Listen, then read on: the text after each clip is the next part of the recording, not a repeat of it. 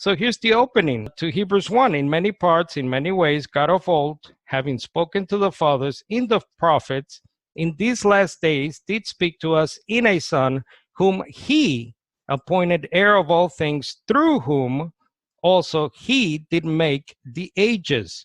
I'm using the Young's literal translation to highlight the Greek preposition translated through, dia, as you see there, and the word ages, eonas or eons.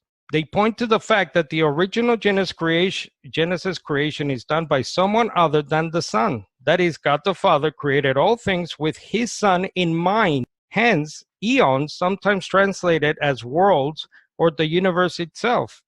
So note once again the deliberate, clear contrast in these opening verses of Hebrews 1 between how the God, the Greek includes the article, by the way, in verse 1, that is, the one and only God of Abraham, Isaac, Jacob, Yahweh or Jehovah, he spoke in Old Testament times and only in these last days did speak to us in a Son whom he appointed heir of all things, through whom also he did make the ages.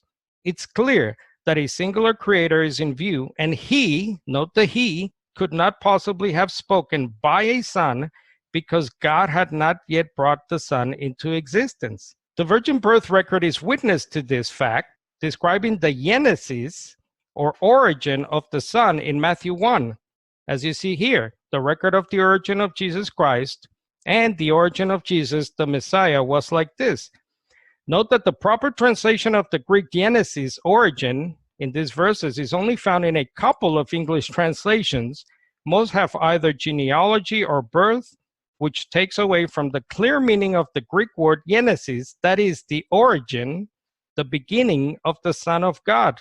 In Luke 1:35, the angel says to Mary, the Holy Spirit will come upon you, and the power of the Most High will overshadow you, and for that reason the Holy Child shall be called the Son of God. Note the Greek literally reads the one being begotten in Mary. That's because the Greek there is a derivative of the Greek genao, to beget, bring forth, cause to arise, and ginome, to come into existence, according to Bauer's lexicon. Hence, Dr. James Dunn describes this as the begetting, which means the coming into existence of one who will be called and will in fact be the Son of God, not the transition of a pre-existent being to become the soul of a human baby or the metamorphosis of a divine being into a human fetus.